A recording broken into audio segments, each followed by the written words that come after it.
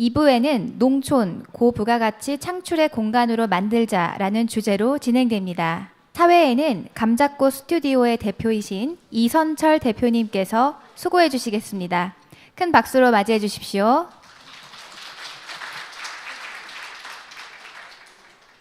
네, 안녕하십니까.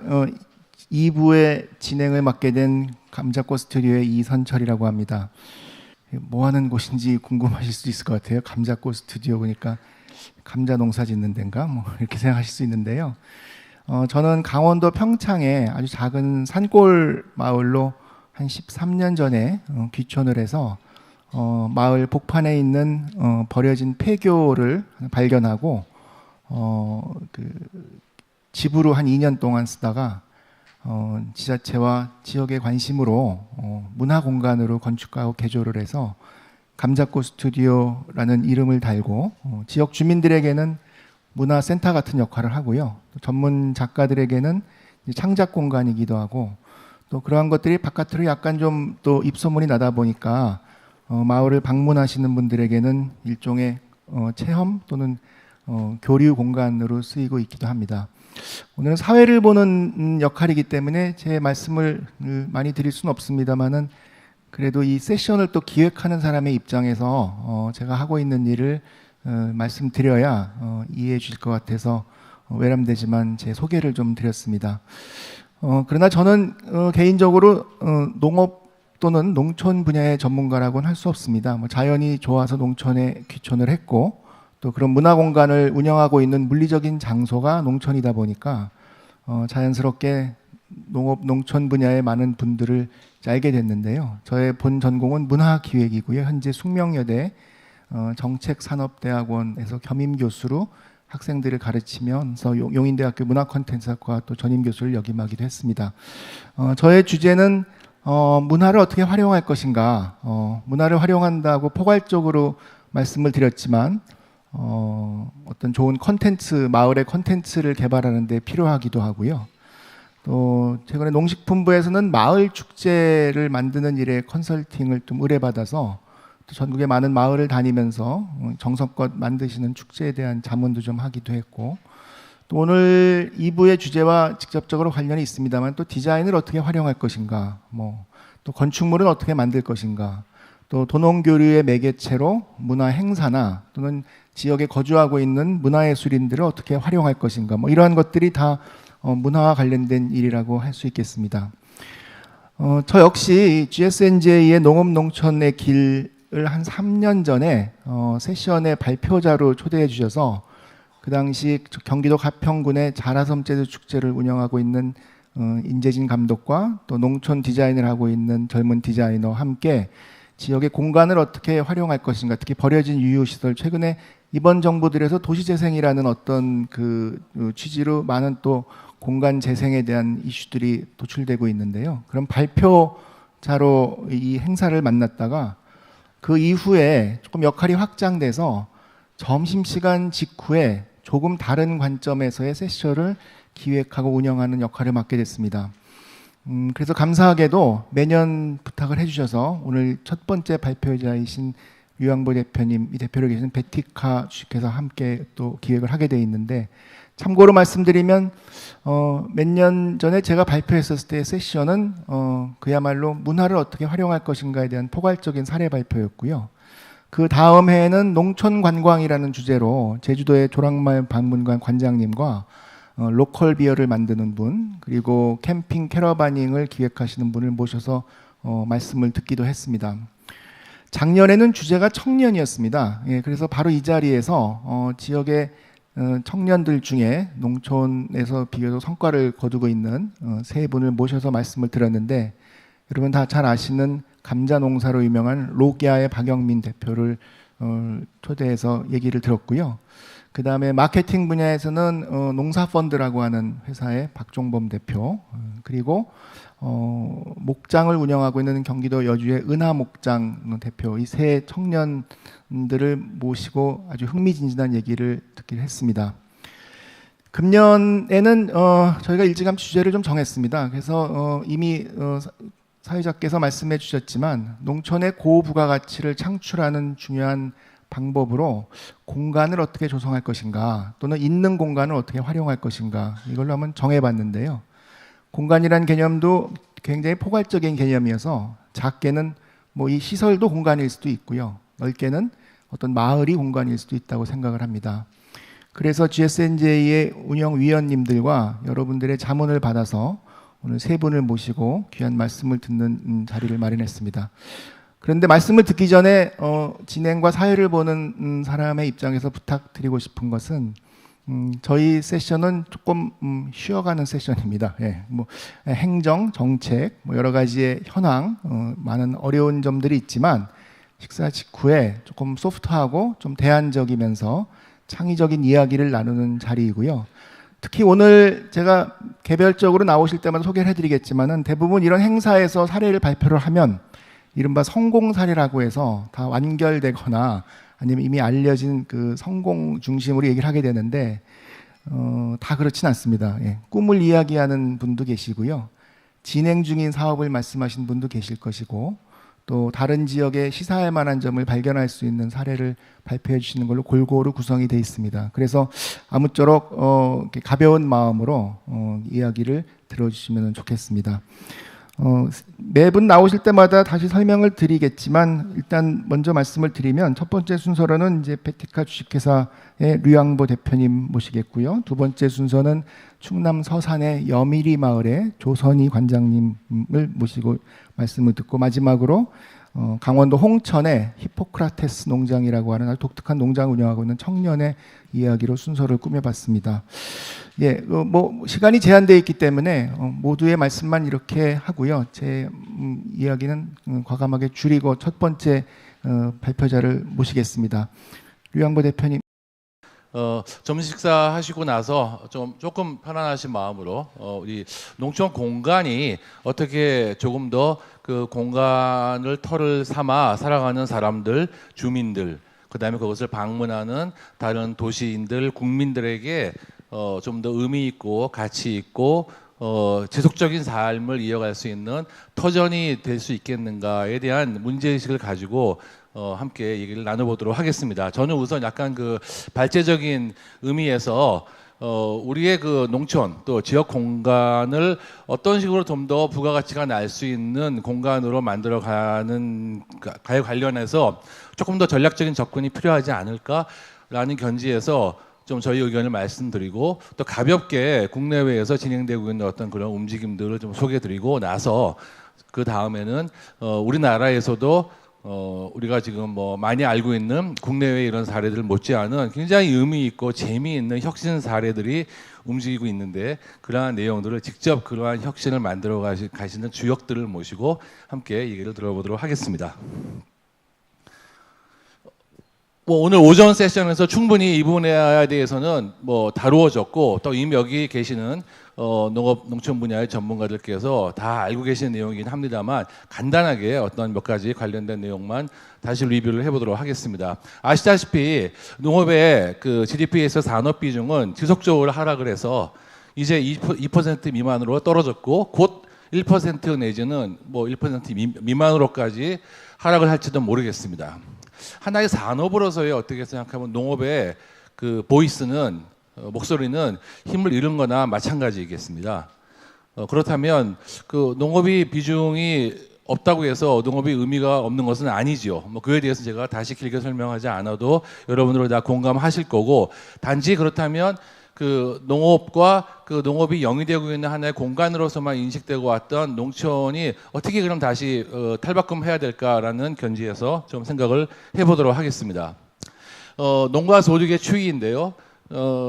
이미 그 도시 소득과 비교해서 농가 평균 소득은 한 60% 언저리에서 머물러 있습니다. 오전에 사실 제가 다른 자리에서도 얘기를 인용을 했었었는데 김영건 의원님께서 그 자료를 인용을 해 주시더군요.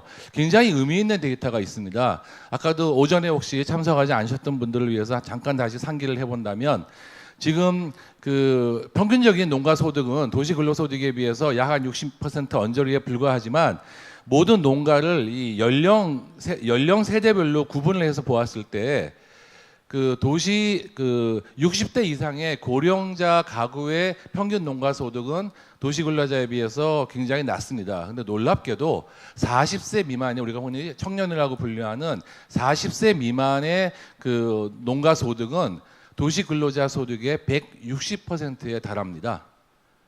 그래서 이제 아까 이제 김영관 의원께서는 한 두 가지 정도, 첫 번째로는 어떤 승계농의 영향이 있지 않았을까, 또 하나는 어떤 젊은이들의 혁신이 거기에 개입되지 않았을까라는 말씀과 함께 이에 대해서 좀 더 심층적인 분석이 필요하다. 그래서 그 어떤 성공 요인을 잘 확산하는 것이 중요하다라는 말씀을 해주셨는데 저도 전적으로 동감을 합니다.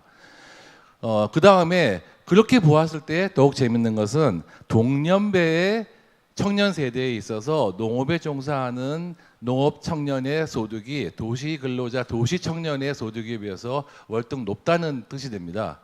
그러니까 요즘 청년들 세대에서 뭔가 새로운 농업, 농촌 내지는 우리가 알고 있는 어떤 직접적인 1차 생산의 활동이 아니더라도 다양한 활동이나 전후방에 연관된 활동에 관심을 갖고 참여하려고 하는 움직임은 굉장히 고무적인 것이고 또 그것이 의미 있다고 하는 어떤 실증적인 데이터도 우리가 보고 있는 것이죠.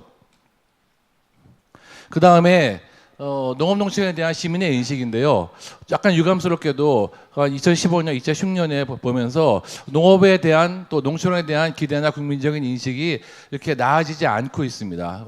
굉장히 어려운 곳, 힘든 곳이라는 생각이 굉장히 아직까지 많이 있고요. 그래서 이러한 생각을 아까 얘기한 어떤 새로운 가능성과 그 연계해서 어떻게 국민들 전반에게 잘 알려나갈 것인가 하는 부분들이 굉장히 중요할 것 같고요. 이 지도는 뭐 이미 몇 번 보신 분들도 있겠지만 그 일본에서 마스다 리포트라고 해서 한번 굉장히 화제가 되었죠. 지방 소멸이라는 주제를 가지고 그 65세 이상 고령 인구와 그다음에 가임 여성 인구의 지역 내에서의 비율을 가지고 30년 내에 어떤 소멸 지수를 평가를 한 것입니다. 그래서 여기 보면 이제 아주 빨간 곳은 0.2%가 돼서 30년 정도 후에는 이 지역에서는 이제 사람의 움직임을 볼 수 없지 않을까라는 정도의 소멸 위험도를 보여주는 곳인데 놀랍게도 우리나라 농업 농촌 지역의 거의 대부분이 이렇게 빨간색으로 지금 되어 있습니다.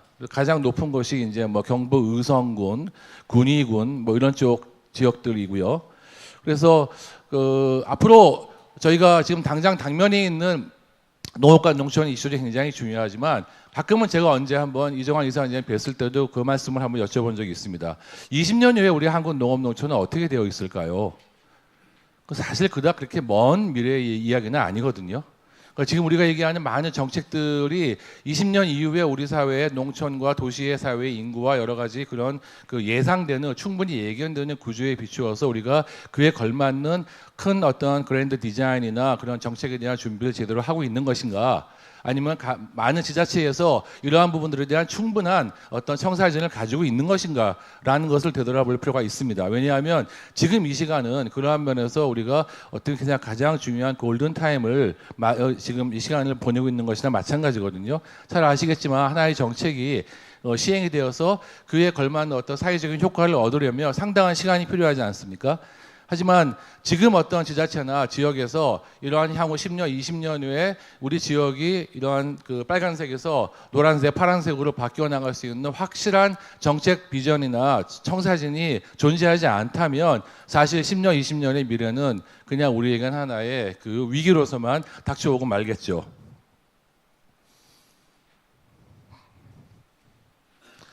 그 다음에 그 주요 농업별 ICT 융합 기술의 수준인데요. 미국을 대비해서 봤을 때 아직까지도 우리 농업의 그 어떤 고도와 기술 융합의 수준은 굉장히 높지 않은 다른 선진국들에 비해서도 높지 않은 수준이고요. 또 새로운 기후 변화에 따라서 가장 취약하게 그 위험을 맞이할 가능성이 높은 곳이 또 농촌 지역과 어떤 일반 지역입니다. 그래서 이렇게 다가오는 그런 그 기후나 환경 변화에 대한 부분들도 저희가 충분히 좀 대비를 고려를 해야 될 것 같고요. 그래서 농업 농촌의 과제를 본다면 현재의 문제는 오전에 충분히 얘기를 했습니다만 생산 중심의 농업 농촌 경제 농정이고 어떤 농업에 있어서의 어떤 경제적인 그런 그 지역을 견인할 수 있는 산업으로서의 파워가 굉장히 낮다. 그다음에 농촌 사회의 소멸 위험이 있다. 그다음에 타 산업과의 융복합이 부족하다. 또 생태적 환경 대응 능력이 약하다. 이런 능력이 그런 상황으로부터 우리가 지향하는 바는 좀 더 소비자와 시장 지향 그리고 새로운 부가가치를 만들어야 되겠고 그것이 다시 지역사회를 견인해 갈 수 있는 어떤 산업으로서의 리더십을 좀 더 고양시켜야 되고 그러기 위해서는 새로운 기술과의 융복합 또 관련된 산업과 함께 새로운 생태계를 만드는 것이 굉장히 중요하다. 그럼으로써 지속가능한 농업 농촌이 이루어질 수 있다. 이렇게 정리를 한번 해보았습니다. 그런데 제가 개인적으로 농림부나 다른 뭐 이렇게 지자체나 농어촌공사 등등을 해서 지역사회 심사나 이런 것들을 제가 많이 가봅니다. 그러면 제가 좀 아쉬운 것이 아직까지도 굉장히 어떤 단위 사업 중심의 아니 마을 중심이든 그것이 경영체 중심이든 어떤 하나의 특정한 단위 사업 중심으로 그 사업 심사나 예산 배정이나 이런 것들이 이루어지는 것을 제가 봅니다. 또 그러한 과정을 통해서 여기 지금 1950년대부터 다양한 형태의 어떤 지역 개발의 그 정책 기조를 가지고 변화를 해왔습니다만 그 투입된 예산이나 노력에 비해서 우리가 안고 있는 그러한 그 많은 문제들이 해결되지 못하고 여전히 계속 확대되거나 심화되고 있다라는 것을 느낄 수가 있습니다. 그래서 이후부터는 굉장히 좀 하나의 새로운 접근이 필요하지 않을까. 좀 더 실질적인 변화가 일어나야 되고 그것이 어떤 지역에 있어서의 그 필요한 변화를 여기 유도하면서 무엇보다도 어떤 주민 중심으로 진행되어야 되겠다는 반성이 많이 일고 있는 것 같습니다. 그래서 오늘 저희 발제 시간은 이것을 좀 더 어떠한 형태의 전략으로 풀어가야 할 것인가에 대한 좀 하나의 제기인데요. 핵심 키워드를 저는 이렇게 세 가지로 정리를 해봤습니다. 뉴 패러다임에 있어서 핵심은 임팩트 중심이어야 된다. 그 임팩트라 함은 뭐 사회적 경제나 그런 데서 많이 얘기하는 것이죠. 어떤 사업이나 어떤 활동의 결과치가 어떤 사회 문화적이고 사회 구조적인 그러한 면에 있어서의까지 변화를 일으켜야 되는 것이죠. 그러니까 임팩트에 있어서 가장 중요한 것은 사회적 문제 해결이고 사회적 문제 해결을 혁신적인 방법으로 풀어가야 되는 것이 이제 소셜 임팩트의 접근 방법인데 우리가 있어서의 농업이나 농촌 사회에 있어서의 정책이나 사업도 이러한 소셜 임팩트를 충분히 초래할 수 있는 형태로 좀 설계돼야 되겠다. 또 하나 굉장히 중요한 것은 이제 거버넌스입니다. 아무래도 탑다운 방식의 예산을 배분하고 그 예산을 따서 어떻게 생각하면 좀 나눠서 당장에 있는 주민들이나 이런 형식을 풀어가는 방식이다 보니까 사실 그러한 것들이 좀 더 다른 분야에까지 확산되고 지역사회의 문제를 풀어가면서 새로운 세대가 새로운 주민과 새로운 주체가 유입된다든지 새로운 산업과 연계한다든지 하는 부분들의 활동이 좀 적어서 그 안에서 이루어진 형식이 많았습니다. 또 가장 중심이 되는 뭐 마을이나 이런 단위에서도 그 마을 뭐 리더들과 몇몇 참여하는 사람들 중심으로 예산이 그냥 의미 없이 배분된다거나 낭비된다거나 하는 사례도 굉장히 지금 이 시각도 마찬가지로 좀 많이 이루어지고 있고요. 그래서 가장 중요한 것은 그 농업이나 아니면 지역 내부에 있어서의 다양한 주민들뿐만 아니라 또 그것을 넘어선 다른 주체들과도 함께 이러한 것들을 함께 문제를 풀어가고 수기하는 요새 이제 수기민주주의 이런 얘기도 굉장히 많이 하고 이번에 신거리 오리코기에서 어떤 공론화 과정에 대해서 이것이 어떠한 우리 사회의 사회적 함의를 가지는가에 대한 논의가 굉장히 많은데요. 사실은 뭐 원전이 들어오든 지역사회 개발에 있어서 그것이 좋은 것이냐 나쁜 것이냐에 관련돼서 사실 그 지역 주민들만큼 그 문제를 피부로 느끼고 가장 잘 아는 사람은 어떻게 생각하면 없을지도 모르겠습니다. 또 전문가라고 하더라도 물론 요즘은 어떤 이런 지식 공유의 시대에 있어서 일반인들도 조금 더 많은 집단적인 토론과 그런 과정을 통해서 상당한 부분들의 전문성의 레벨에도 도달할 수 있거든요. 그러한 의미에서 이러한 다양한 주체들이 참여하면서 이러한 문제를 수기하고 함께 문제의 방향을 설정하는 어떤 이런 거버넌스적인 접근이 굉장히 중요하다. 또 하나가 이제 뭐 문재인 정부에 있어서 굉장히 지역적인 화두이긴 합니다만 지역 재생의 접근이죠. 이전에 어떤 농촌 사회를 가보면 뭐 예산 받아가지고 이런 걸 왜 했을까 아무 의미도 없이 아무런 지역적 임팩트도 내지 못하는데 뭐 이렇게 소요되고 그냥 의미 없는 건물 짓고 그다음에 지역적 특성이나 아니면 이런 부분들 반영하지 못한 천편일률적인 뭐 팔각정 같은 거 막 짓는다든지 이런 부분들이 굉장히 많았습니다. 그래서 좀 더 그 지역에 있어서의 어떤 문화적이고 어떤 역사적인 특성과 그다음에 지역 발전 방향을 고려하고 거기에 다양한 그 지역의 주민들과 어떤 생태계의 주역들이 함께 그러한 터전을 만들어가는 어떤 지역 재생적인 접근이 굉장히 필요하지 않을까 이렇게 생각을 해보았고요. 그래서 그 오전에도 어떤 생태계라는 말이 굉장히 많이 나오고 있습니다. 그러면 이제 생태계 굉장히 좋은 말인데 어떻게 해야 되는 것이냐, 어떤 모습으로 무엇이 이루어지는 것이 어떤 생태계이겠는가라는 부분들을 제가 간단한 모형으로 한번 정리를 해보았습니다. 그래서 그 첫 번째, 이 안쪽에 보면 이제 그 경제, 기술, 환경, 문화, 사회 이런 것들이 하나의 임팩트의 영역이라고 볼 수 있겠죠. 그리고 이제 밖에 있는 이러한 그 동그라미들은 거기에 연관되는 어떤 거버넌스의 주체가 될 수 있는 그러한 그 사람 내지는 단체라고 보시면 될 것 같아요. 지역 주민도 중요하고 지방 정부 또 어떤 협동조합, 대학 및 연구 부문, 또 사회적 경제 부문, 예술 문화, 거기에 또 중요한 소비자, 시장을 대표하는 개인이나 기업, 또 시민 단체의 영역들. 이러한 사람들을 어떻게 생각하면 우리의 농촌과 지역의 문제를 함께 고민하고 풀어가야 될 당사자들이라고 볼 수 있습니다. 하지만 지금까지는 조금 좀 편향되게 뭐 일부 지역 주민이나 정부나 이런 형식으로 문제를 풀어왔고 다양한 뭐 소비자들이나 이런 사람들을 뭔가 우리하고 다른 그들 이렇게 영역을 이렇게 좀 구분해왔던 그런 그 생각이 깔려 있었던 것이 사실입니다. 하지만 이제는 좀 이러한 다양한 주체들이 함께 이제 활동을 하게 되면 이 안에 이제 빨간색으로 연결되어 있는 내용들이 이러한 다양한 주체들이 서로 연계지어서 활동을 이루었을 때 어떠한 액티비티들이 가능한 것인가라는 예를 나타냈습니다. 그래서 소득 증대가 당연히 이루어질 거고 일자리가 좀 발생해야 될 거고요. 공동체가 활성화되고 새로운 인구가 유입돼야 되고 새로운 관광지가 개발되고 또 친환경 에너지의 문제가 해결되는 그러한 다양한 활동들이 이러한 거버넌스, 협력적 거버넌스의 체계에서 이루어지게 되는 것이죠. 이것도 상당히 이론적인 모형인데 그래서 이걸 어떻게 현실에 적용할 수 있겠는가에 관련되어서 예를 하나 들어보려고 합니다. 사실 이 반려동물에 대한 부분들은 원래 계획에서 여러분들이 가지고 계신 그 브로셔에는 그 이명진 대표가 다시 별도의 시간을 가지고 발표를 하려고 했습니다만 이번에 또 청년농부의 히포크라테스 농장의 사례를 좀 더 우리가 소개하기 위해서 저희가 좀 시간을 좀 이렇게 축약을 했고 그래서 이 반려동물에 대한 내용은 그 이명진 대표가 원래 발표하려던 내용에 대한 내용을 일부 이렇게 정리한 것임을 참고로 말씀드리겠습니다.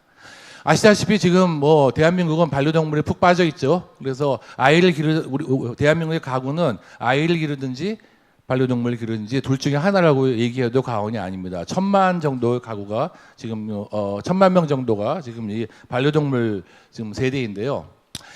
그 지금 일부 많은 지자체에서 뭐 여주에서는 뭐 그 지자체와 SM타운 뭐 이렇게 해서 700억 정도의 반려동물 센터를 만든다고 하고 있고 뭐 울진이나 의성이나 기타 많은 곳에서 이런 지자체에 있어서의 반려동물 센터라는 것을 사업을 시행하고 있습니다. 근데 제가 가만히 내용을 보면 좀 아쉬운 점이 있습니다. 이 반려동물 문화센터라는 하나의 단위 사업을 되게 추진하는 경우가 많습니다. 이것뿐만이 아니죠. 지역에 있어서의 모든 사업들이 다 이런 식입니다. 저는 이거를 레스토랑 모델이라고 부르거든요. 식당 모델. 이게 뭐냐 하면 지역에 있어서 어떤 사업체를 하나를 만듭니다. 그렇게 되면 이제 외지에 있는 사람이 와서 이 센터에 와서 밥을 먹든지 시간을 보내면서 약간의 수익을 발생시킨 다음에 떠나죠. 그럼 어떤 결과가 생기죠? 약간의 물론 센터 내 일자리가 좀 생기고 지역이 약간의 소득은 증가하지만 그것이 아까 얘기한 임팩트, 그 지역 내에 있어서 인구를 새롭게 유입한다든가 새로운 산업적 생태계를 만들어가는데 뭔가 기여한다거나 하는 효과가 없이 그냥 하나의 식당 하나를 만든 것에 불과한 형태로 진행이 됩니다. 반려동물에 대한 이 큰 이슈를 지역 경제에 뭔가 하나의 새로운 산업이나 새로운 발전의 견인 역할을 할 수 있는 걸로 디자인할 수는 없을까요? 예를 들어서 제가 얼마 전에 일본에 이토록 멋진 마을이라는 책에 모델이 되었던 후쿠이 모델을 제가 갔다 왔는데요. 사바이시라는 데가 있었습니다. 인구 5만밖에 안 되는데 일본에서 인구 대비 가장 많은 사장들의 비율을 보유하고 있습니다. 굉장히 혁신 도시인데요. 예를 들어서 반려동물 문화센터를 건립하면서 전국에 반려동물에 연관된 100명의 청년 사장을 모집한다면 어떨까요? 그들을 통해서 새로운 공방거리를 만든다든가 또 그들이 와서 가장 고민하는 문제를 어떤 기존에 있는 흐트러져 있는 그런 어르신들의 주택을 줄 것이 아니고 뭔가 새로운 공유경제 이런 것과 연계해서 어떤 공유주택 같은 형식으로 풀어보면 어떨까요? 그 다음에 농촌 공간에 하실 부가가치 증대가 이번에 주제인데 예를 들어 같은 공간을 놓고서 쌀이나 다른 밭작물을 생산했을 때보다 사실 반려동물 이런 것을 같이 기름으로 인해서 동물 복지가 실현되죠. 굉장히 열악한 환경에서 개를 기르고 분양하는 것을 볼 수 있는데 그러한 것을 단위 농해수도로 추가한다면 같은 면적 대비 굉장히 높은 고소득을 올릴 수 있고 또 고령화되는 어르신들도 기존 농가도 아마 여기에 참여를 할 수 있을 것 같습니다. 그 다음에 반려동물에 연결된 하나의 또 산업단지 같은 것을 만들 수 있을 것이고 굉장히 1년에 한 번 정도 반려동물에 연관된 페스티벌 같은 것을 한다든지 그다음에 어떤 자연에 연관지어서 반려동물 수목장 같은 것으로 자연을 활용한다든가 더 나아가서 온라인 영역에 이르기까지 반려동물에 연결된 하나의 플랫폼을 만든다면 단순히 하나의 문화센터라는 레스토랑 같은 모델을 운영하는 것보다는 다양한 일자리를 만들고 산업을 활성화하고 문화 역동성을 높이고 청년 인구를 유입하고 농가 소득원도 확대하고 관광 수익도 증대할 수 있는 하나의 복합 생태계를 만들 수 있을 것 같습니다. 그런데 여기에 그치지 않고 기존에 하고 있는 어떤 육체산업화 활동이나 아니면 로컬푸드 같은 어떤 지역에 있어서의 좀 더 하나의 새로운 생태계 활동이랑 또 같이 연결시킨다면 한층 더 효과가 높은 사회적인 임팩트를 만들어갈 수 있지 않을까 생각을 합니다. 몇 가지 예를 본다면 일본의 카미야마 마을 같은 경우에는 일본 동경에서 굉장히 멀지만 여기에 굉장히 많은 아주 훌륭한 IT 시설 같은 것들을 제공함으로 인해 가지고 여기에 이런 새로운 라이프 스타일을 원하는 IT 인력들이 대거 모였던 그런 사례가 있고요. 또 제가 말씀드렸던 사바이시 같은 그래서 산업과 대학과 무엇보다도 젊은 여성이 그 지역에 계속 살면서 아이를 낳아서 계속 기르면서 지역을 지켜나갈 수 있는 그러한 사례들도 있고요.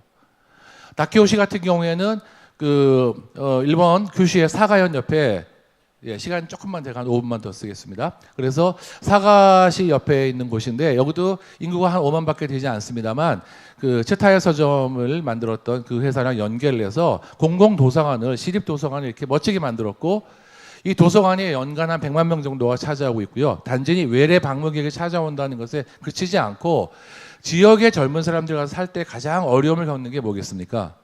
교육, 문화거든요. 그래서 젊은 여성들이 아이를 여기서 낳아 기르고 이 도서관에서 세대별로 약 300가지 정도의 다양한 문화 강좌나 이런 교육 강좌를 하거든요. 마을 주민들이 전부 다 여기에 모여서 문화적인 욕구와 지식의 욕구를 해결할 수 있는 어떤 문화 교육의 허브 역할을 함으로써 또 지역 변화에 임팩트를 만들어낸 그런 모델도 있고요. 우리나라에도 굉장히 주목할 만한 사례들이 많이 있습니다. 대표적으로 홍동마을 같은 경우에도 굉장히 다양한 청년, 사회적 경제, 협동조합 이러한 것들을 연계해서 하나의 새로운 어떤 지역 공동체의 대안을 보여주고 있지 않습니까? 또 완주 같은 경우에도 이런 농토피아 정책을 통해서 기존의 어떤 로컬푸드를 만들었던 걸 비롯해서 굉장히 다양한 청년들과 세대별의 어떤 협력적 생태계를 만들어가고 있는 아주 주목할 만한 사례라고 볼 수 있죠. 제 발제를 마무리하려고 합니다. 우리가 던져야 할 질문은 무엇일까요? 그냥 하나의 센터를 만들어서 거기에 몇 명이 고용된다, 방문이 몇 명 온다가 중요한 것이 아닙니다.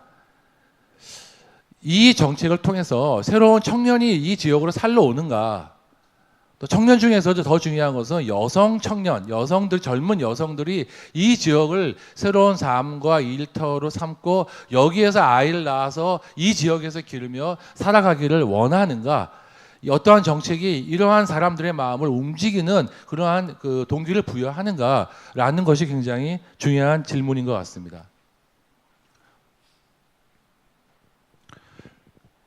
그 산업으로서의 농업은 어떻게 생각하면 이제 생명력을 잃었다고 볼 수 있지만 아직도 우리나라의 전체 국토의 70% 정도의 농촌과 지역은 대다수 국민들의 삶을 이어가는 굉장히 중요한 터전입니다. 이 터전이 단순한 지역 주민을 넘어서서 도시에 있지만 새롭게 그 농촌과 어떤 그 지역을 새로운 일과 삶과 삶의 터전으로 생각을 할 수 있도록 만들려면 그냥 뭐 일반적인 복지 수준을 넘어서 제가 보기에는 사람과 환경과 동물과 식물까지도 모든 생명체가 함께 여기서 이렇게 공존할 수 있는 생명 정의가 실현되는 생명 평등의 터전이 되어야 되지 않을까 이런 생각을 하면서 좀 더 자세한 이러한 사례를 한번 들어보시는 것으로 하겠습니다. 제 발표를 마치겠습니다. 감사합니다. 모두에 말씀드렸지만 저 역시도 오늘 행사에서는 사회를 보고 있으나 또 마을로 돌아가면은 작은 공간을 운영하고 있는 사람 입장에서 우리 류양보 대표님 말씀하신 내용들이 특히 체감되는 그런 입장인데요. 단순히 어떤 시설이나 또는 그 하나의 공간 안에서 창출할 수 있는 가치가 아니라 지역이 가지고 있는 여러 가지 자원들이 잘 유기적으로 결합이 돼서 연쇄적인 어떤 가치도 창출을 하고 또 그러한 것들이 경제적인 측면이 아니라 주민들의 삶의 질이나 또 외부로 그 지역을 홍보하는 데 어떻게 도움이 될 수 있는지 좀 이렇게 말씀을 해주신 것 같습니다.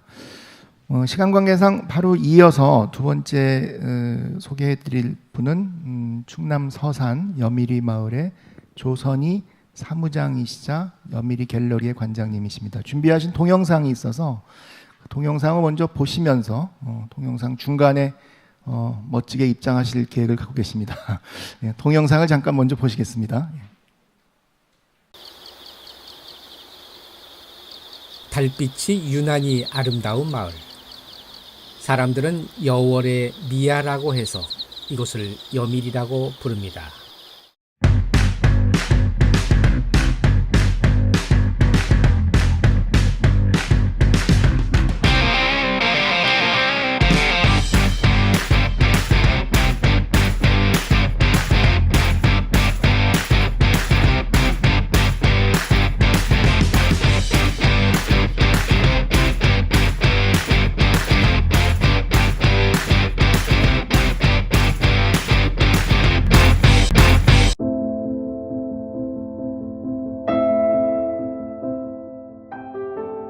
마을 초입에 들어서면 여미갤러리가 먼저 여행자들의 발걸음을 멈추게 합니다. 버려진 정미소를 개조해 만들어진 여미갤러리는 지금까지 5년에 걸쳐 150여 명의 유명 작가들의 작품을 전시하는 유명 갤러리로 인정받고 있습니다.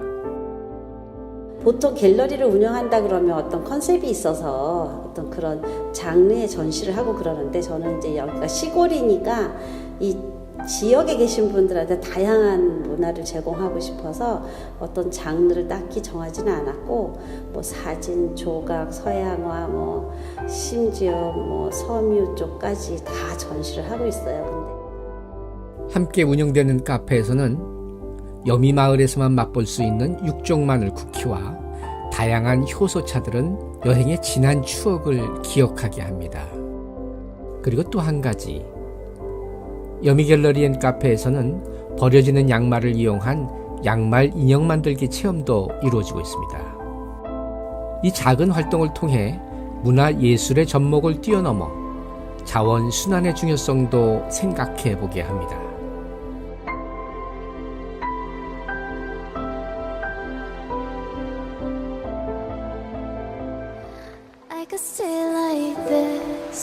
그리고 가까이에는 유기방 가옥이 낯선 이들을 기다리고 있습니다.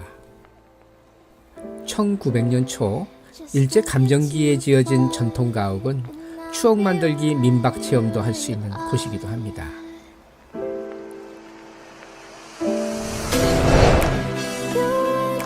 5월이면 수선화가 이곳 주변과 마을 전체를 뒤엎어 이제는 충청남도를 대표하는 축제로 변모해 있습니다.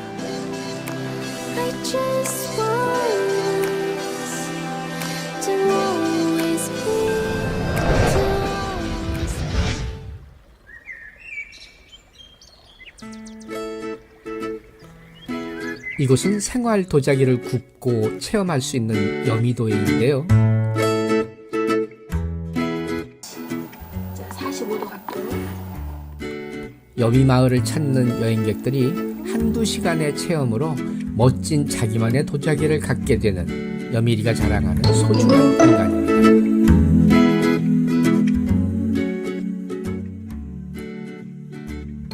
시에서 그 문화사업단에서 저희들이 그 지원을 받아서 저희 마을에 그 양말공예, 도자기공예, 그다음에 찹쌀떡 만들기, 또 된장, 청국장 만들기 이런 게 있는데 이런 체험 사업을 좀 많은 사람들한테 알리기 위해서 이거를 아주 그 재료비만 받고 저희들이 진행을 하고 있거든요. SNS에다 이렇게 알려드렸더니 많은 분들이 참여를 하셔가지고 되게 호응도 좋고 그래서 추수가 끝나면 조용한 마을 여미리가 시끌벅적합니다. 안녕하세요. 반갑습니다. 작은 시골 마을에서 유명 연예인들과 예술인들의 수준 높은 공연이 펼쳐집니다. 300년이 넘는 정자나무 아래서 여미예술제가 펼쳐지는데요.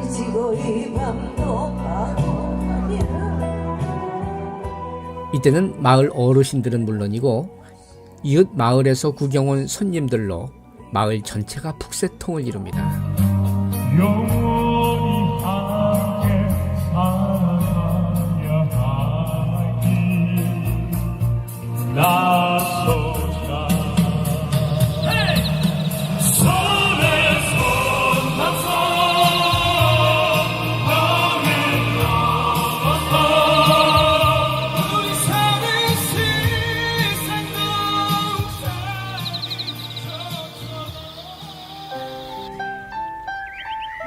마을에는 아주 오래된 절 하나가 있었습니다.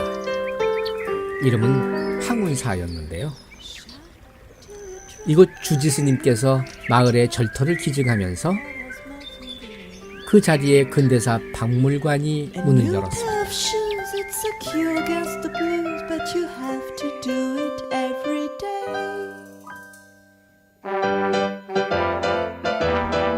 Some clothes you have to buy, some you don't even try to match some old folks you bought yesterday.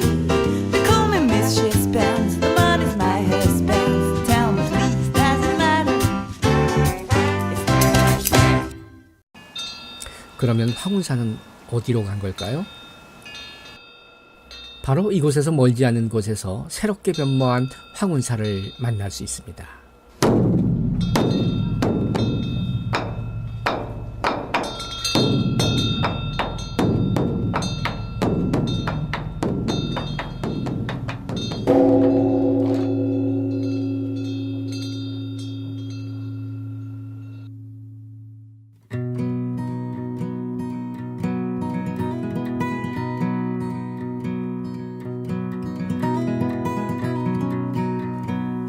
여미리는 타 지역 시골 마을과 크게 다르지 않은 연세 많은 어르신들로 이루어진 마을. Driving up north on the Trans-Canada Highway. 여미 마을은 200여 명이 살아가고 있는 작은 마을입니다. 하지만 이곳 이장님을 비롯한 몇몇 뜻있는 어르신들의 변화와 혁신의 의지로 신문화 사업과 행복 만들기 사업을 추진하면서 마을 전체가 변모하게 됐습니다. 그 시골 마을이 쇠퇴해가고 있는데 변화해 가지 않으면은 우리 마을도 자꾸 도태되는 거 아닌가 그런 생각을 하셨어요. 처음에는 상당히 좀 힘들게 했어요. 어쨌든 누구한테도 지원받은 게 아니고 마을 자체적으로 예산을 세워서 진짜 이 대한민국에 이런 동네가 있을까 할 정도로 그러니까 다른 온신분들이 그러는 거예요. 길거리 카페, 더군다나 식당, 지방, 그리고 공방 그렇게 있는 데는 없다고 긍지를 많이 심어주더라고요. 그런 거를. 그래서 저 자부심을 갖고 있죠. 다른 매장을 많이 벤치마킹하셨기 때문에 변화를 꿈꾸며 많은 교육에 참여하고 많은 지역 견학을 통해 정보 공유도 아끼지 않았습니다. 여미 마을을 부자 마을로 바꾸겠다는 의지보다는 예술과 문화, 역사를 보존하며 행복한 마을 만들기에 더 많은 투자를 하고 있습니다.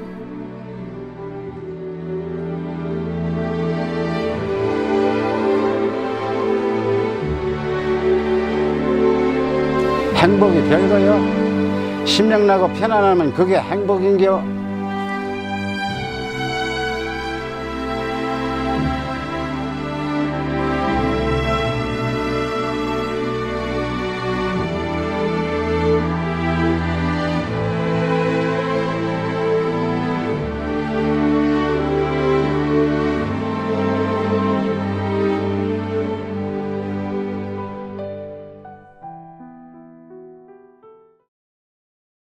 네, 여러분 한 편의 짧은 단편 영화를 보는 듯한 영상이었는데요.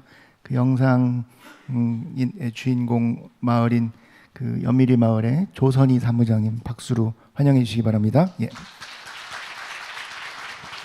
네, 안녕하세요. 지금 영상을 보시고 가고 싶어진 마을, 충남 서산 아주 작은 문화마을인데요. 여미리에서 여미 갤러리를 운영하면서 마을의 사무장 역할을 맡고 있습니다. 오늘 지역문화와 디자인을 통한 공동체 만들기라는 주제로 설명을 드릴 텐데, 영상을 이미 보셨으니까 인트로 부분과 제가 제안하고 싶은 부분에 집중해서 설명을 드리도록 하겠습니다. 제가 목소리가 좀 이상하죠? 이 영상의 이 마지막을 보면 저는 왜 뭉클한지를 모르겠어요. 이유를 모르겠는데 이 영상의 마지막만 보면 이렇게 울컥해가지고 예, 목소리가 좀 이상한데 양해해 주시기 바랍니다. 우리 마을 지금 변한 거 보셨잖아요. 이렇게 농촌 농업이 엄청난 변화를 하고 있는데 기계화, 과학적인 배경 이런 걸로 해서 기능적인 부분에 엄청난 변화를 하였습니다. 그런데 사실 기능만으로는 저가 밀려오는 어떤 그런 저가 공략이라든지 소비자의 니즈가 너무너무 다양하잖아요. 이런 것들을 다 맞춰가기가 힘들다는 거죠. 네, 그런데 오히려 농촌에 계신 실질적인 주체가 되는 분들은 이런 부분에 약간 심각도를 느끼지를 못하신다는 거예요. 그리고 엄청나게 생산력을 누리기 위한 노력은 하고 있지만 실제로 그러한 것들이 국제 경쟁력에는 약간 미달되지 않나 이런 생각을 하고 있고요. 그러면 농촌은 어떻게 해야 될까요? 차별화되고 선도적인 상품 개발에 대한 구체적인 방법론을 제시를 해야 되는데 그걸 농촌에다만 기대하기는 너무 힘들다는 거죠. 그래서 이 부분에서 기능과 거기에 감성 디자인의 접목이 필요하고 농업인과 디자이너의 협업이 필요하다는 것입니다. 그런데 저희가 이제 협업 얘기를 하면 그럼 패키지 개발해 주세요, 브랜드 개발해 주세요. 그래서 그런 거는 많이들 하고 있어요. 그렇지만 실질적으로 여기서 이야기하는 협업은 그런 표면으로 보여지는 것보다는 근본적인 협업이 필요하다는 것입니다. 자, 부가가치를 하기 위해서 이제 농산업의 부가가치를 올리기 위해서 근원적인 협업을 해야 되는데 예전에는 이렇게 보면 다 책상에 앉아서 자료조사하고 이렇게 하잖아요. 이 근본적인 협업을 하려면 디자이너가 현장으로 뛰어가야 한다는 거죠. 그래서 실질적으로 바다에 수산업을 하고 계시는 바다에도 가보고 논밭에서 나가보고 그래서 그분들과 문제점에 대해서 같이 고민하면서 거기 현안에 대한 문제점을 해결해 줄 수 있는 솔루션을 제시하는 그런 협업이 돼야 된다는 이야기입니다. 네.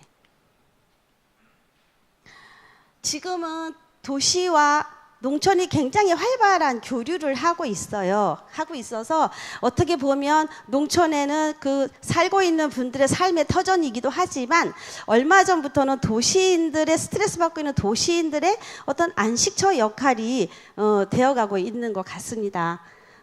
그러면 우리가 뭔가 아까 유 대표님도 그런 말씀 하셨는데 우리가 무슨 변화한다, 지원 사업 받는다 이러면 다 똑같아요. 마을에가 정자 만들어져 있고 교육받고 있고 다 똑같은데 그런 획일적인 것이 아닌 그 마을만의 어떤 차별에 대한 아이덴티티를 가져야 하는데 여기에서 제가 한 가지 말씀드리고 여러분들 간판 정화 사업에서 많이 바뀐 거 보셨잖아요. 그런데 어때요? 그냥 좀 깔끔해지기는 했는데 너무 획일화되는 거에만 주안점을 두지 않았나 이런 생각을 합니다. 뭐 외국에 많이들 나가보셨겠지만 제가 굉장히 오래전에 가봤던 하와이에서 그 간판이 우리처럼 똑같은 위치에 뭐 이렇게 굉장히 절제되어 있지만 그 브랜드 각각에서 그 특징을 알아볼 수가 있었거든요. 그래서 혹시 그런 뭐 마을 가꾸기 사업이나 이런 사업들을 하면서 너무나 획일적인 마을로 가지 않을까 하는 것이 사실 저희처럼 약간 감성적인 일을 하고 디자인을 하는 그런 사람들에게는 우려가 되는 부분이기도 합니다. 그래서 어떤 제가 제주도에도 마을 가꾸기 사업 때문에 교육을 몇 번 갔는데요. 요즘 마을 가꾸기 사업 안 하는 곳이 거의 없다고 할 정도로 굉장히 붐을 일으키고 있는데 그게 다 국가 지원 사업이잖아요. 그렇죠? 다 돈을 들여서 하는 국가 지원 사업인데 그런 부분에서 획일적인 제가 아까 간판의 사례를 들은 것처럼 획일화되면 안 되겠다는 이제 그런 생각을 하게 되었고 그래서 지금 사실 농촌이 어떤 농촌은 가보면 농촌도 아니고 도시도 아니고 애매모호한 그런 농촌들이 많이 있잖아요. 그런 곳에 진짜 그 가능한 한 옛 정치를 좀 이렇게 복원하는 것과 거기에 살아가는 사람들 또는 그곳을 방문하는 사람들의 니즈를 잘 조사를 해서 감성 디자인을 접목시키고 그런 것들을 농업인과 디자이너가 잘 협업할 수 있는 시스템을 구축해야 된다고 생각합니다. 네. 자. 저는 이 농업과 농촌의 차별화를 하려면 뭐 우리가 어떻게 유무형 자원을 보존해야 되고 찾아내야 되고 이런 얘기들을 많이 하는데 일본이라는 곳에 대해서 우리가 요즘은 이제 젊은 분들은 적대시하는 감정은 많이 없어졌는데 솔직히 일본은요 정말 제가 볼 때는 별거 아닌 것 같은 것도 거기에 스토리를 담고 엄청난 그 부가가치를 넣어서 사람들한테 재미를 주어주고 막 그거를 그쵸 그런 부가가치를 심어주는 역할들을 하는데 제가 농촌에 가서 놀란 거는 너무 쉽게 버리시는 거예요. 그냥 정말 제가 볼 땐 너무나 가치가 있는 것 같은데 그냥 너무 쉽게 버리고 있는 그러한 우리의 어떤 심성, 속성 이런 것들을 조금 되짚어 봐야 되지 않나 이런 생각을 하게 됩니다. 자, 제가 디자인과의 적극적인 협업을 해야 된다고 하는데 디자이너가 그냥 디자이너가 그동안에 자기가 갖고 온 경험으로만 해가지고는 되는 게 아니고요. 실질적으로 그 어떠한 디자인이 그 지역에 정말 맞을까, 정말 차별화된 그 마을만의 아이덴티티를 찾는 작업을 해줘야 되는데요. 제가 이 밑에 있는 거는 우리 정도성 교수님이 쓰시는 것 중에 제가 지금 따온 건데요. 일본에 지금 딱 보면 무슨 포장 같아요? 쌀. 네, 쌀 포장인데 거기에 각각 보면 누구누구씨 댁에 어떤 것이 강점이 되는 그런 쌀. 거기다가 소 포장으로 해서 아주 성공한 사례거든요. 저희는 지금도 이제는 대가족 단위가 많이 없어졌기 때문에 이러한 소포장도 필요하지 않나 생각을 하고 있습니다.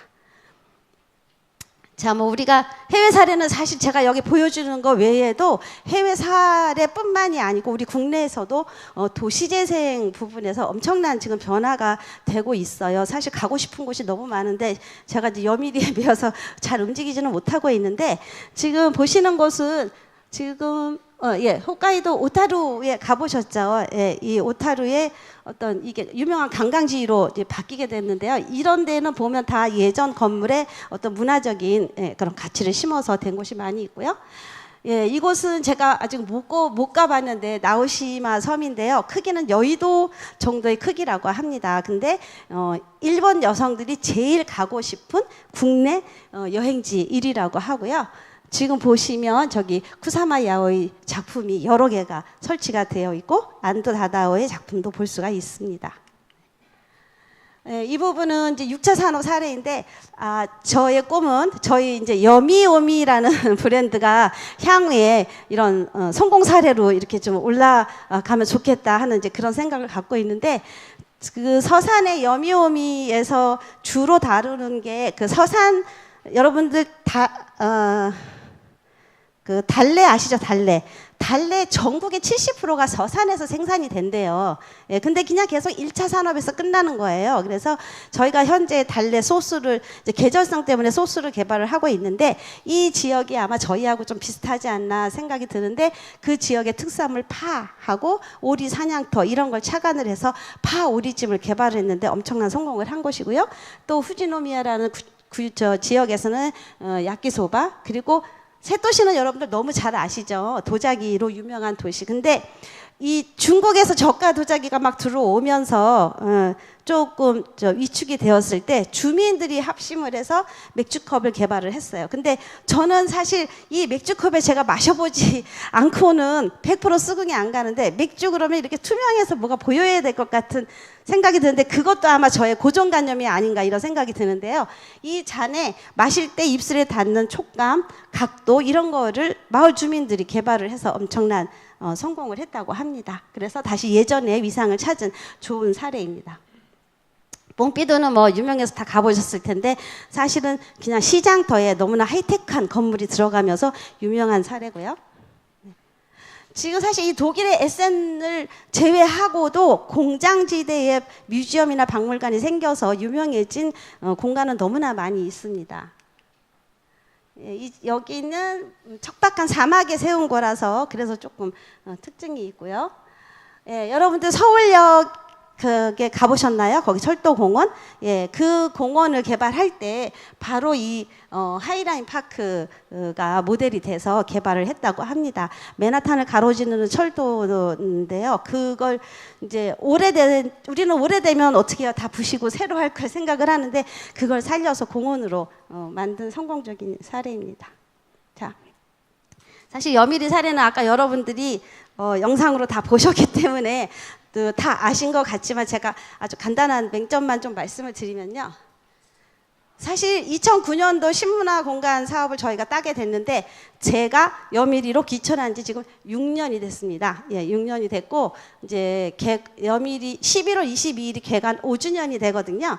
예, 그래서 지금 여기 뭐 우수 인적 사원 이런 것들이 저도 그 중에 한 명으로 들어가고 있는 거고요. 아까 영상에 그냥 갤러리만 잠깐 나왔지만 이렇게 세 군데 우리 부녀회장님 말씀하신 그 공간입니다. 예, 뭐 교육받아서 무관심에서 관심으로 변하고 관심에서 참여의식으로 변하고 그런 것들이 사실은 큰 성과가 아닌가 보고 있습니다. 네, 뭐 쭉 보셔서 사실 이 부분이 중요해서 아까 1분 남았다 하신데 제가 금방 끝낼게요. 여미오미 브랜드 제가 말씀드렸잖아요. 하우스 달래.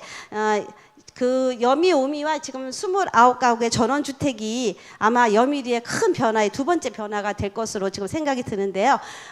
저도 이 중에 한 주민이고요. 자, 이곳은 저희가 어떤 6차 산업과 디자인을 연계를 해서 도시와 직접적인 교류를 함으로써 이렇게 친환경 전원마을을 만드는 것을 목표로 하고 있습니다. 바로 전원주택단지 옆에 디자인 팜을 구성을 할 건데요. 그 디자인 팜과 그 하우스 달래의 여미오미와 연계를 해서 진행을 할 거고요. 사실 지금 막 땅 다 고르고 나무도 심고 좀 준비를 하고 있어서 약간 들떠 있는데요. 공사는 12월 중에 끝나지만 오픈은 내년 3월로 목표를 하고 있습니다. 평수는 약 1,100평 정도로 갤러리 건너편에 있어서 여기가 완성이 되면 여미 갤러리도 같이 상생하는 효과를 볼 수 있을 것 같습니다. 자, 내일 모레 여러분들 토요일, 일요일 뭐 하세요? 장안동 그 새활용 프라자로 오세요. 저희가 새활용 마켓에 서울과의 직접 교류를 할 수 있는 장을 펴고 있거든요. 지금 이번 달이 두 번째인데 오셔서 얼마나 잘하고 있나 한번 봐주세요. 오시면 제가 커피 대접해 드릴게요. 네. 자, 이제 중요한 사실은 뭐 제안하면은 다 금방 이루어질 수 없는 것을 제안을 드리게 되잖아요. 근데 그래도 지금 뭐 서서히 변화되면서 접목이 될 수 있을 거라고 생각을 하고요. 감성 디자인의 접목에 대해서는 제가 아까 말씀을 드렸고요. 그리고 이제 두 번째로는 교육이 필요하다는 거예요. 그냥 정말 창의적인 교육, 아주 기본적인 디자인 이론이라도 교육을 했으면 좋겠다. 그래서 그러한 교육을 어떤 농업기술센터 내에서 좀 해주면 어떨까 이런 제안을 하고요. 그리고 마지막으로 이제 저처럼 도시에서 들어오려고 하는 전문가들 아니면 그런 도시인들한테 어떤 뒷받침이 된다면 그분들이 시골에 내려와서 더 많은 기여를 하지 않을까 이런 생각을 하고 있습니다. 그리고 이제 마지막으로 그 대학 안에 농업 디자인 학과를 좀 신설을 했으면 좋겠다는 건데요. 물론 지금 운영되고 있는 곳도 있지만 이러한 것들이 앞으로 우리가 국가 경쟁력에서 이길 수 있는 농업의 어떤 발전을 위해서 훌륭한 인재를 키우는 데 꼭 필요하지 않나 이런 생각에서 간단하게 4가지를 제안을 드리는데요. 당장 내년이 아니더라도 심사숙고히 고민을 해주셔서 제안을 좀 받아주셨으면 하는 바람으로 발표를 마치도록 하겠습니다. 네, 고맙습니다. 그 몇 년 뒤에 오늘 마치 비포 앤 애프터 같은 느낌으로 또 발전된 모습을 보니까 저 역시도 감회가 새롭습니다.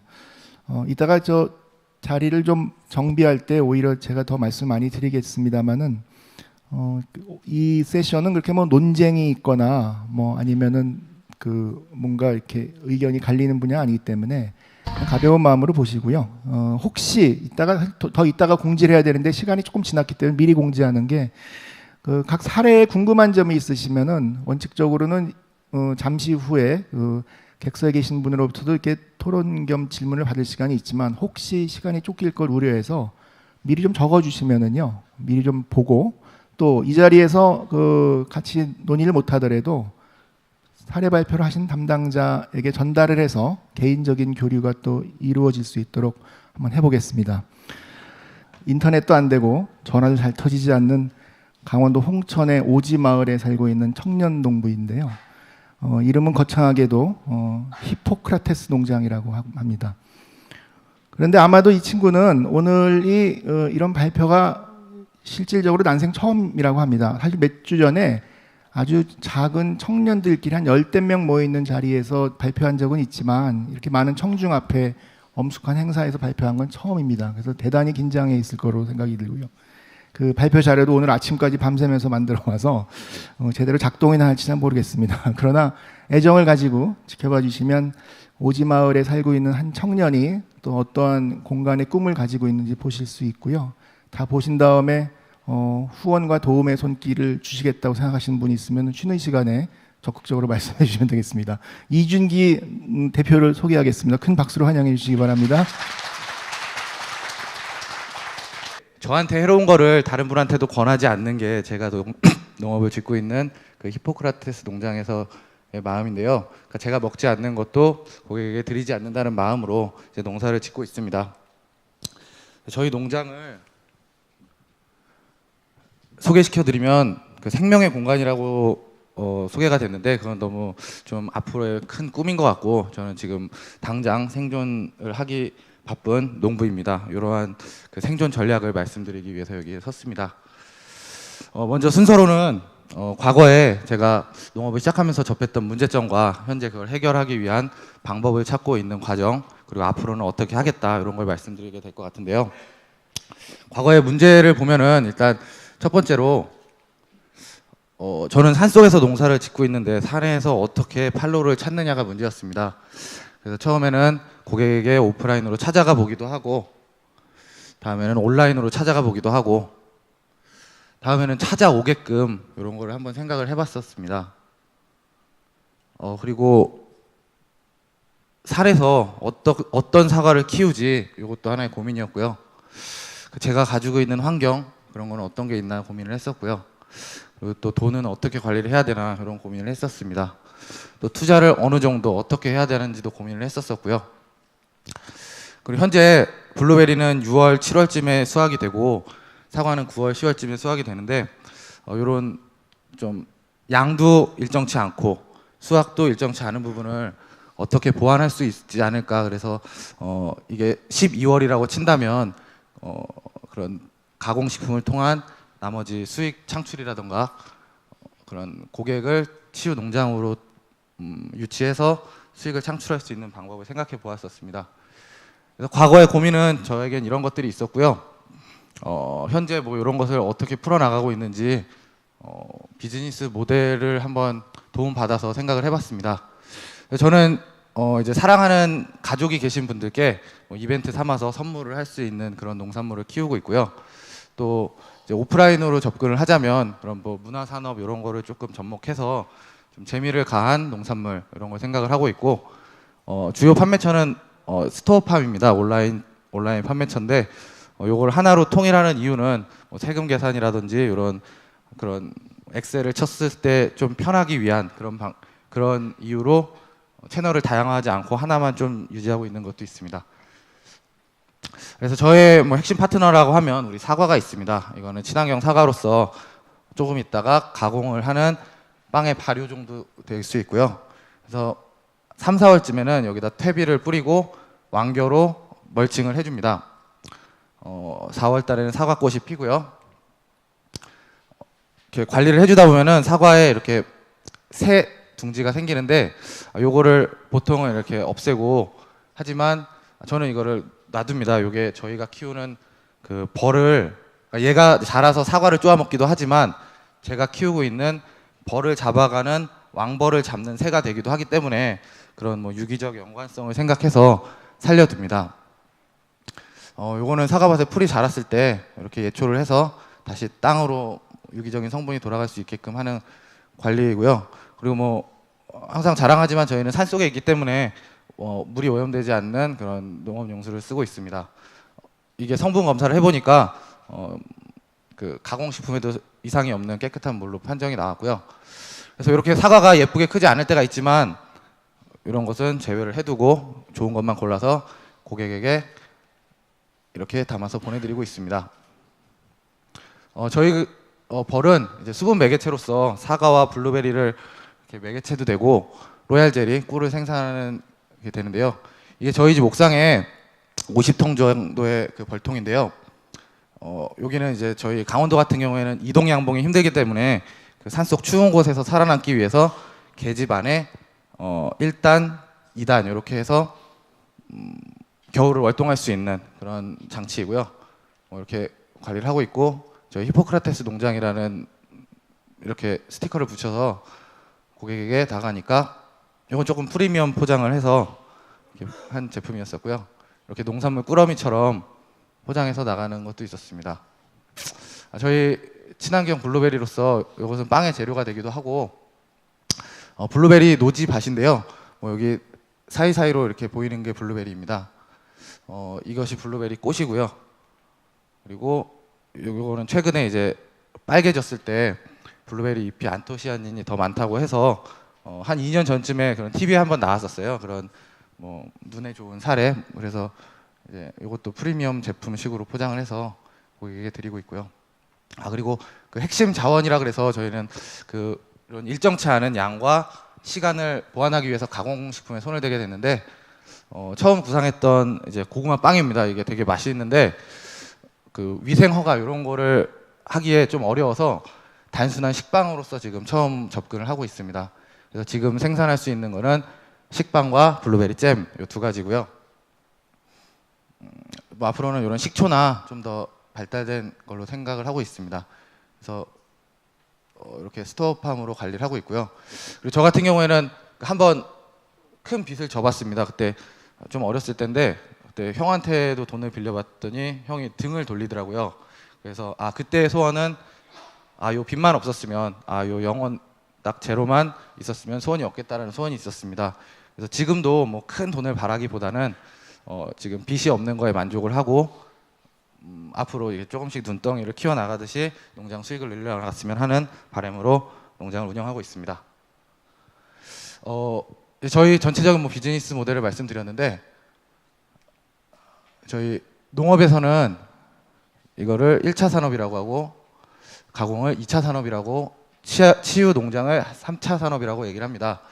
그래서 요거를 뭐 6차 산업이라고 많이들 이제 도와주시고 하시는데, 제가 바라보는 그 6차 산업은 뭐 어떤 걸 해서 큰 부가가치를 얻겠다라기보다 그 계란을 한 바구니에 담지 말라는 그 투자 용어처럼 올해 그 가물어서 사과랑 블루베리 작황이 안 좋을 때 고객이 치유 농장에 와서 수익을 보완해 줄 수 있는 그런 투자 보완제 정도. 그래서 뭐 대박을 꿈꾸기보다는 계속 생계를 유지해 나갈 수 있는 생존형 농부로서 아직까지 만족을 하고 있습니다. 그래서 저희 히포크라테스 농장은 약이 되는 농산물을 키우는 농장입니다. 그래서 조금 지금 현재까지 말씀을 드렸고 앞으로 미래 구상을 말씀드리자면 일단 적지적작이라는 생각을 항상 하면서 농사를 짓고 있습니다. 알맞은 땅에 알맞은 작물을 심음으로써 이제 투자비를 낮추고 작물은 건강하게 키우는 이제 농법이라고 알고 있습니다. 그리고 조금 더 앞으로 저희 수익 구조를 잡자면 이런 빵을 통해서 이런 가공식품의 주변에 농산물을 모을 수 있는 플랫폼, 그리고 민박을 통해서 아침 조식을 제공함으로써 고객이 또 돌아가서 온라인으로 구매할 수 있는 그러한 플랫폼, 이런 것을 구상을 하고 있는데요.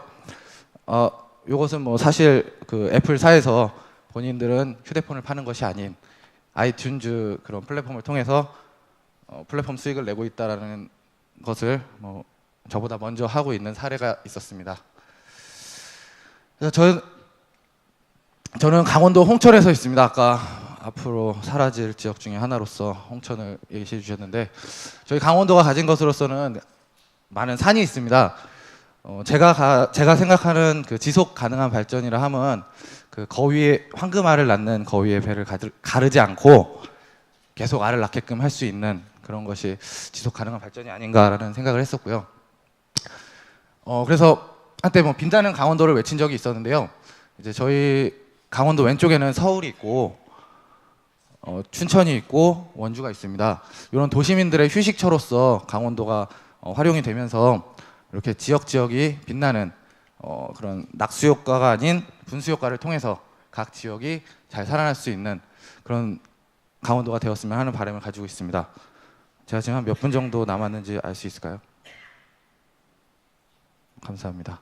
홍천은 농업 지역인데요. 이런 각 지역마다 그런 자기 영역의 플랫폼을 구현함으로써 되게 단단한 그런 농업을 만들었으면 하는 바람으로 이 그림을 드렸는데 요게 저 같은 경우에 그런 고민을 했었어요. 그러니까 진입 장벽이라 하면은 요즘 뭐 온라인 플랫폼에서는 금방 복사되고 금방 뛰어들고 뭐 타이밍만 잘 잡으면 금방 성장하고 이런 플랫폼 성공 사례, 망하는 사례가 있는데 농업 같은 경우에는 그런 오프라인의 플랫폼이다 보니까 각 지역에 본인들이 잘 성장해 나간다면 서로 윈윈할 수 있는 그런 서로 이렇게 잡아먹지 않고 윈윈할 수 있는 그런 지역 발전이 될 수 있지 않을까라는 생각을 했었고요. 그래서 저희 홍천의 서석은 그 관광 지역입니다. 그 중에서도 제가 살고 있는 검산리는 이렇게 생겼고요. 어떻게 산을 활용할 수 있을까라는 것이 저의 고민이었습니다. 아까 말씀드렸다시피 저희 농장은 이렇게 산 안에 있고요. 그래서 저기 가운데 보이는 곳이 집인데 집 위쪽으로는 사과를 키우고 있고 집 아래쪽에는 블루베리를 키우고 있고 그리고 이 주변을 제가 다 둘러다닐 수 없기 때문에 벌을 옥상에다 키움으로써 이 주변에 있는 꿀을 채취하고 있습니다. 라고 자체 1부가 끝났는데 몇 분이 남았는지 좀 3분이 남았나요? 그러면은 아쉽지만 2부 방대한 양의 2부는 예? 파워포인트 잠깐 보여드릴까요? 알겠습니다. 이렇게 스티브 잡스라는 사람은 많은 성과를 이뤄냈는데 그 중에 본인의 그런 건강을 놓치지 않았나 이런 생각을 했었습니다. 그래서 저희 히포크라테스 농장에서는 고객의 그런 자아를 실현할 수 있는 공간으로서의 앞으로의 구상을 가지고 있는데요. 이렇게 책을 읽으면서 책을 읽을 수 있는 공간과 또 친환경 사과를 먹고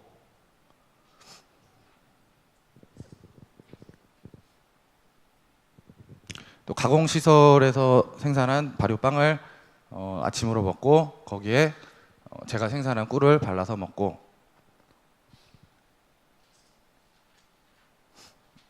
최근에 또 그 피부 질환에 의해서 많은 분들이 그런 피부 걱정도 많이 하시는데요. 거기서 생산된 모카와 또 함께 키운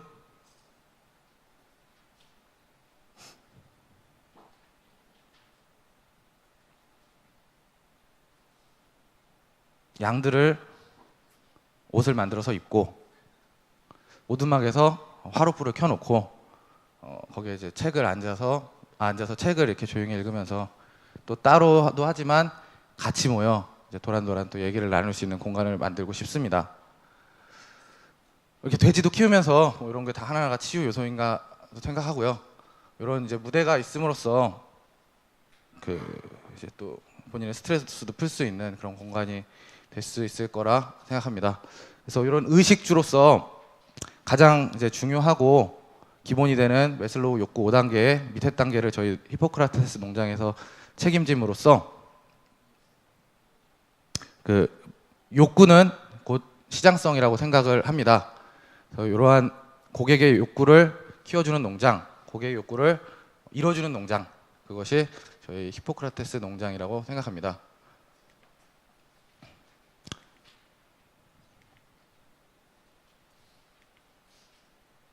그래서 뭐 지금 하고 있는 일은 이런 비즈니스 모델 중에서 무농약에서 유기농 인증을 받고 있고요.